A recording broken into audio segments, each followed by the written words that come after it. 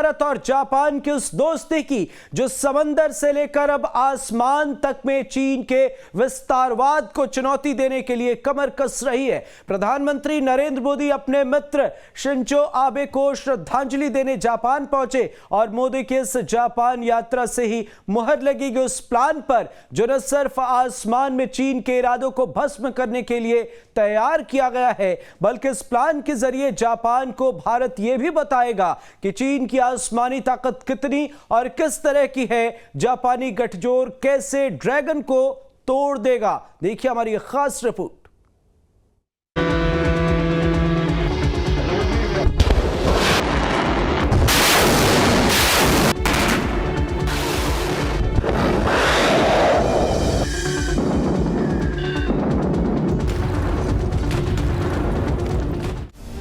जब जब प्रधानमंत्री मोदी जापान गए तब चीन के विस्तारवाद के सामने डटकर खड़ा हुआ भारत और चीन की कब्जा नीति का पुरजोर विरोधी जापान अपनी सामरिक साझेदारी को एक कदम आगे बढ़ाते नजर आए। एक बार फिर मोदी जापान में है और एक बार फिर जिनपिंग के आधे जुनून को तोड़ने के लिए जापान की धरती से तैयार किया जाएगा आसमानी दोस्ती का दमदार प्लान।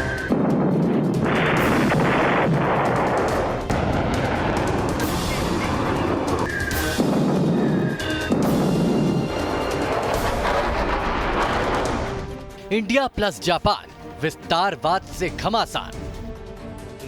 प्रधानमंत्री मोदी के कार्यकाल में लुक ईस्ट पॉलिसी को एक्ट ईस्ट में बदला गया और इस अहम पॉलिसी का साझेदार बना जापान। पहले चीन के विरोध के बावजूद भारत ने जापान को सालाना मालाबार नेवल एक्सरसाइज का हिस्सा बनाया। फिर बतौर क्वाड सदस्य जापान और भारत ने जिमेक्स नौसैनिक युद्धाभ्यासों को धार देना शुरू किया। माना जा रहा है कि प्रधानमंत्री मोदी के इस जापान दौरे पर भारत और जापान की एयरफोर्स भी जॉइंट वॉर एक्सरसाइज पर मुहर लगा देंगी।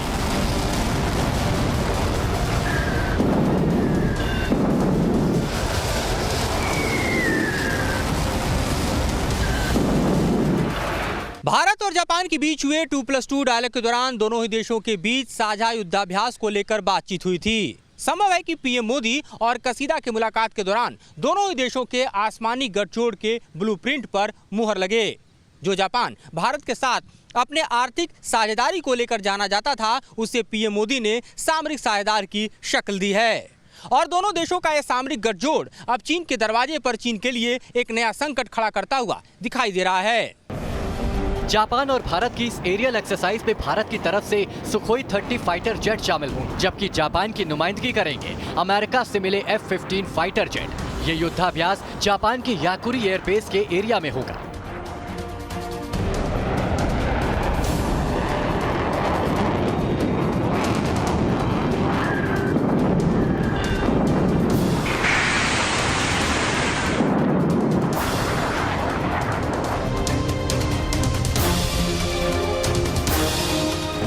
इस युद्धाभ्यास के साथ ही भारत उस मुकाम पर पहुंच जाएगा जहां आज तक चीन भी नहीं पहुंच पाया। चीन ने पाकिस्तान के साथ मिलकर भारत को घेरने की नापाक कोशिश की, लेकिन आज भारत क्वाड के रास्ते जापान और फिर सीधे दक्षिण चीन सागर तक पहुंचने की काबिलियत हासिल कर चुका है।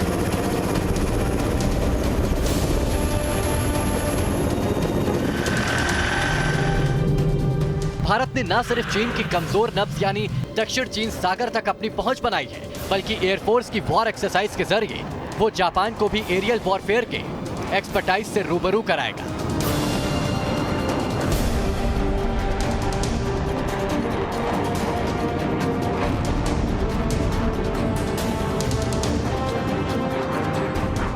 इस युद्धाभ्यास में सुखोई 30 फाइटर जेट को शामिल करने की सबसे बड़ी वजह है चीन की एयरफोर्स में सुखोई 30 की मौजूदगी होना।